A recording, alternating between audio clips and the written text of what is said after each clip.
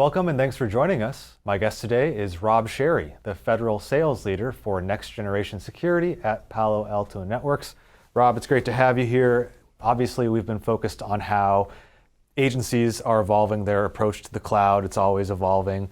Cloud security is always changing and evolving as well. What are some of the current trends that you're seeing within the industry? Yeah, first off, thanks so much for having me in, and big thank you to all the federal workers that are out there navigating through change. And also, at this time of graduation, congrats to all the parents out there from kindergarten through college for graduations. On the cloud security front, I think it's really going to take its time on the center stage right now. There's a lot of things that have been going on, so it's incredibly dynamic, the space. Taking a quick step back and looking at cloud first had come out, it's hard to believe, but 15 years ago. So that really set cloud security on its own path and own trajectory. You fast forward to where we are right now. Within Palo Alto Networks, we have a threat intelligence team called Unit 42. So some of the facts and figures I'll be citing today come from them. So per their findings, 80% of exposures happen in the cloud. So it's a really important area for agencies and organizations to focus on. You also have AI is popping up everywhere. All organizations are trying to figure out how they're going to address that.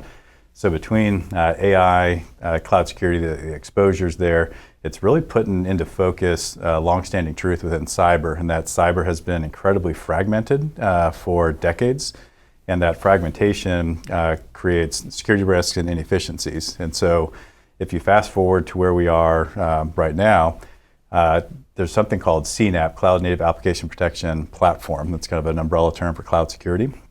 Gartner created that category, if you would, in 2022. And we'll come back to the date in a minute. And what that category, or CNAPP, set out to fix was all the different gaps between the different cybersecurity tools for cloud. So in 2022, came around, basically signaled to the market that this fragmentation era had moved into more of a platform era, hence CNAPP. And I think if you look back between 2022 and now, you're seeing an even stronger move toward market consolidation within Palo Alto Networks. We had have a CNAPP capability called Prisma Cloud. It's the largest by revenue. We took that, we integrated in with the rest of our enterprise cyber platform to have a singular platform. You're seeing the same thing with Google, has an intent to acquire Wiz, which is a strong player in the CNAPP space. And Fortinet acquired a company called Lacework, also a strong player in the CNAPP space. So if you look at it, the evolution was fragmentation to a cloud security platform, and now we're seeing definitive moves toward that cloud security platform rejoining, if you would, the rest of cybersecurity in larger platforms. Interesting. And how is the government progressing in this space? Because they don't have some large federal cloud security program, but they have some pretty big federal cybersecurity initiatives, whether it's zero trust or just FISMA compliance. But how are you seeing agencies progress in the cloud security space? Yeah, it's a great question. And I think there's kind of two different journeys that'll tie together. The first one is that CNAPP or cloud security journey. If you look at agencies today, they're kind of on the continuum. Like some are still using lots of different tools. Others have adapted and adopted a CNAPP platform to an extent. I think within the DoD and the IC communities, you have kind of an extra layer of complexity, and that's air-gapped networks. Most platforms weren't designed especially for those. So if you take, whether it be DoD, Civ, agencies and departments are at different places along their journey. The tie-in with zero trust is, if you look at CISA, for example, there's 5 pillars. You have network, identity, device, application, and data. A lot of EO mandates came out in 2021 detailing cybersecurity steps that agencies are supposed to take. The last 4 years have been heavily focused on network, identity, and device. There's been some really great work that's been done.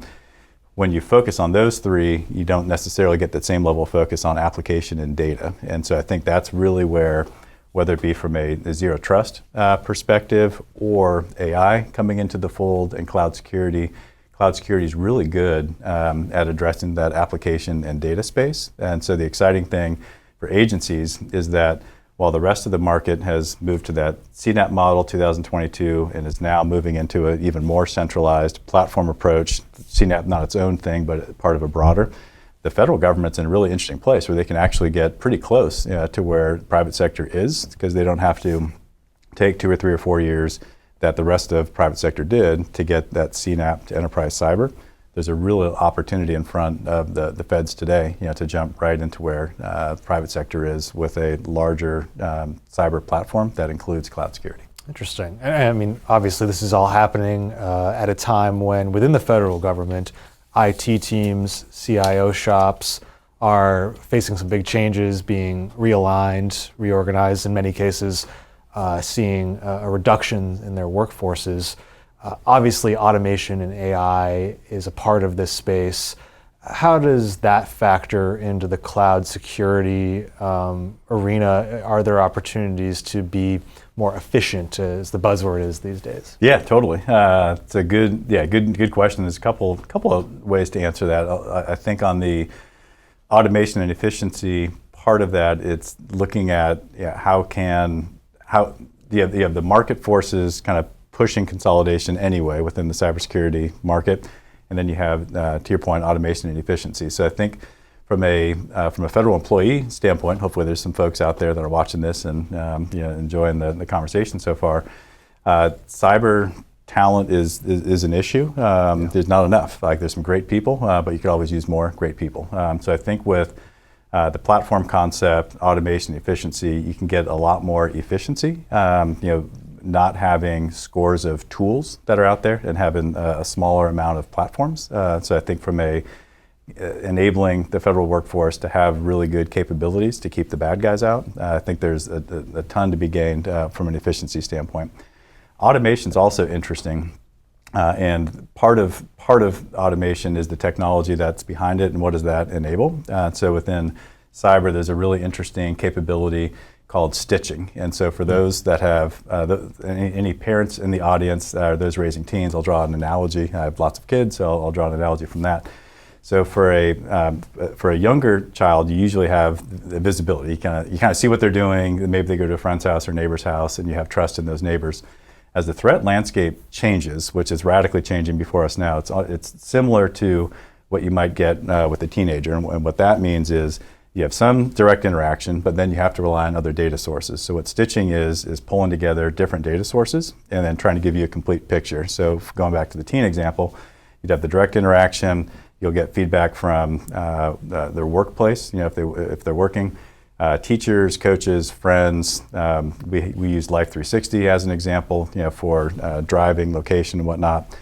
We'll take all those factors in. Grades, it would be another factor.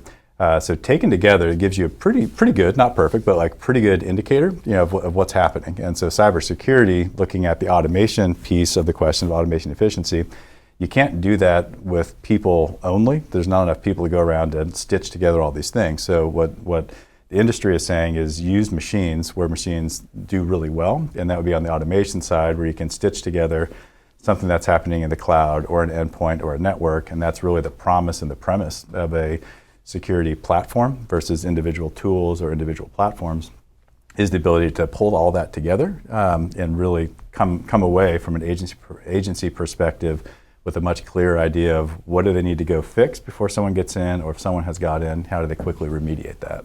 And that's kind of the technical side of efficiency, but of course there's a cost side of things as well that government is always concerned about, especially now. How does automation and efficiency and cloud security help drive down costs for the government as well? Yeah, 100%. And having been supporting federal government for 2 decades, I think feels like more of an urgency now around things like total cost of ownership and return on investment. For a long time, it had been risk mitigation to ensure continuity of service, that services get delivered to the American people, or the warfighter is in a position for readiness. So I think the last couple of months have really seen a return to almost a commercial practice of what is that TCO and ROI. And so a couple things that come up are really managed services. Could be interesting. I haven't seen a lot of managed services, but one thing to watch is in the SLED space, managed service is moving rapidly into production. So I think it'll be interesting to see, as part of a TCO model, will the federal government start looking at managed services for things that could be like SOC services or cloud security? And the thought is, if a lot of the capabilities delivered are from SaaS today, so it's cloud delivered, FedRAMP High, impact levels, et cetera, adding an additional step to that and have that be delivered as a managed service as a means to reduce a whole bunch of spend on a lot of different tools that are in place today. So you have a tool consolidation and potentially a efficiency gain through managed services. So that'll be one area. The other thing that automation is going to drive pretty significantly is if I look at Palo Alto Networks, for example, we see 59 billion with a B events per day. This is up from 1 billion 5 years ago. So looking at how did Palo Alto Networks scale from seeing 1 billion incidents a day up to 59 billion. Sure, we added some great team members, but not a tremendous amount of team members. And what we did is went from dozens of different security tools down to fewer than 10 companies that we partner with. And so what that did is it cut the bill down significantly on the actual dollars going out to pay for the software. And we leaned into that automation. So instead of having a team of 20 grow to 100, it was 20 to maybe 25 or 30. And so that really kept not only costs in, but it also put the employees in a place where they can go out and do threat hunting and do some of the other things we had talked about, from a technical perspective that you're able to do. And so I think from a SOC perspective within the government, SOC historically has carried a pretty big price tag. So cloud security is, it's not a huge ticket item, but we have seen SOC, security operations centers, questions coming on those and how does cloud security fit into that. So I think agencies are rightfully asking, how can their SOC be expanded to include cloud security and others in an effort to drive down cost. Interesting. And so the human, the operator, the employee is still involved, but just kind of at a higher level, analyzing the information as opposed to pulling the information directly. Yeah, 100%. So long-standing in SOC, so like SOC platforms often have been in place 10 to 15 years in the Fed space. You'd have different data points coming in that go to a human who then try to sort through, or teams of people to sort through those and try to figure out like what to do. So the automation in this regard, it basically takes the human and moves him or her to the right and puts a machine in to sort through all the data for them and then provide to the human, like here's something that either is more complex or something that might need some attention, or more importantly, free up those teams to go do threat hunting or come up with proactive ways to perhaps, like how do they want to govern AI? So it really moves the human out of having to sort through a bunch of things into more of a decision on more complex issues. Yeah, and we've been talking about automation, and then obviously artificial intelligence is a big piece of this conversation. I think cybersecurity is frequently touted as an area where AI is one of those use cases for government and all organizations to take advantage of it. What role does AI play right now in the cloud security landscape? Yeah, great question. So the neat thing about being in DC is you get to go to events where there's inspirational leaders. So in the fall, I went to Billington and was able to sit in the audience for the former chairman of the Joint Chiefs of Staff, Austin, for his talk, and it was awesome. And what he said was that his job is to make it an unfair fight every time for a service member wherever they are in the world. And I thought that was really cool. And so kind of out of homage to that sentiment, thinking about AI can really make it an unfair fight. And so there's really two ways to go about doing that. One would be federal agencies, departments, I do think have a real opportunity to lean in to their partners and ask them, like, where are you with your AI investments? Like, how are you investing into your platform? So there's the government as the consumer of the platforms that private sector has made a lot of AI investment into. Really important, because the more AI that gets built into the product, the longer term, more long-term success that the agencies will have from using that product. So agencies should have a high expectation that their technology partners are making those investments in AI that the agencies can then take advantage of. The second area is to harken back to cloud first. When cloud first happened, agencies moved, some, not all, but some moved pretty quickly to that and created a separate cloud security framework and structure, which creates tech debt in the long run. So there's no shortage of RFIs, RFPs, pilots, kind of early stage production type AI efforts, where it's really, really important that the government think from a security standpoint of how can they take these nascent programs, AI programs, and really use an AI platform, AI landscape to really manage that. That is part of the enterprise and not a unique thing for a unique business unit within the government doing AI to come up with their own unique AI. There's a real opportunity for how the government thinks about AI and to use platform in order to help secure who has access to the data models, or is the government data going out to public usage, which you don't want to have happen.